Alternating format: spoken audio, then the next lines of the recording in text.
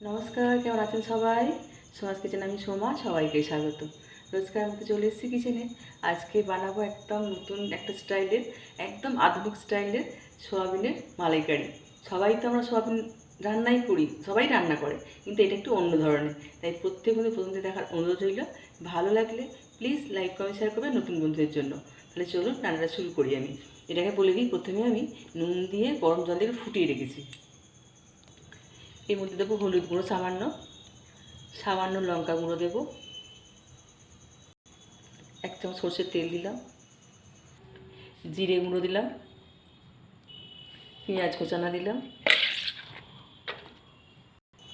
দেবো টমেটো কুচি, আর দেবো টক দই, আর একটু কাজু বাটা ছিল দিয়ে দিলাম 1 চামচ। এবার এটাকে ভালো করে মেখে নেবো। আপনারা হয়তো ভাবছেন আমার এই হাতটা দেখে হঠাৎ করে এই গ্লাভসটা কেন আমি পরেছি। আস্তে আস্তে আপনাদের বলবো কেন এটা আমি পরেছি হাতে। এটা মাখিয়ে মিনিট 15 চাপা দিয়ে রেখে দেবেন। কড়া বসিয়ে দিলাম, এর মধ্যে দেবো সরষের তেল। তেলটা গরম হয়ে গেছে, ওর মধ্যে এবার সয়াবিনগুলো তুলে দেবো। একটু সয়াবিনগুলো নেড়ে চেড়ে ভেজে নিতে হবে, কাঁচা গন্ধটাও চলে যাবে। যখনই দই ফেটাবেন রান্নার জন্য অন্তত আধ ঘন্টা আগে ফ্রিজ থেকে বার করে নেবেন। বার করে নিয়ে এই দইয়ের সঙ্গে একটু চিনি, একটু নুন, একটু হলুদ দিয়ে ফেটিয়ে নেবেন, তাহলে আর কাটার ভয়টা থাকে না তরকারিতে। এইভাবে সয়াবিনকে রান্না করে একবার দেখবেন আমার পদ্ধতিতে। কী বলবো, গরম ভাতে আর কিছু লাগবে না, আমরা খাসির মাংস দিয়ে ভাত খাচ্ছি। ব্যাস, এটা ভাজা হয়ে গেছে, এবার ঢেলে নেব। ফোড়নে একটু 5 ফোড়ন দেবেন। ফোড়নটা খুব সুন্দর ভাজা হয়ে গেছে, এবার ওর মধ্যে দেবো আরও একবার পেঁয়াজ।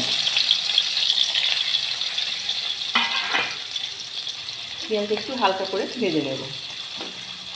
পেঁয়াজটা খুব সুন্দর নরম হয়ে গেছে, এবার ওর মধ্যে দেবো আদা রসুনের পেস্ট। মশলাটা কষার জন্য সামান্য একটু জল দেবো। দিচ্ছি আরও একটু লঙ্কা গুঁড়ো, সামান্য দেবেন লঙ্কা গুঁড়ো, কেননা সোয়াবিনের তরকারিতে বেশি ঝালটা খাওয়া যায় না। আবারও দিচ্ছি একটু হলুদ গুঁড়ো। ব্যাস, এবার মশলাটাকে ভালো করে কষাতে হবে, যে কাঁচা গন্ধটা মশলা থেকে চলে যায়। কালার হওয়ার জন্য কাশ্মীরি লঙ্কা গুঁড়ো দিচ্ছি। একদম মশলা থেকে তেল ছেড়ে দিয়েছে, এবার এর মধ্যে দিয়ে দেবো ফ্যাটানো দইটা।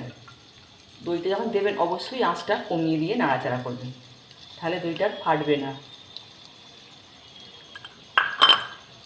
এবার ভালো করে একটু সমানে নাড়াচাড়া করবো, যেহেতু এটা টক দই আছে, আর ভালো করে নাড়াচাড়া করবেন যাতে ধরে না যায়। এই দেখুন একদম তেল ছেড়ে দিয়েছে। এবার আমি সোয়াবিনগুলোর মধ্যে দিয়ে দেবো। একদম পারফেক্ট কষা হয়ে গেছে আমার। আবারও একটু ভালো করে ছুটি নেড়ে দিয়ে দেবো।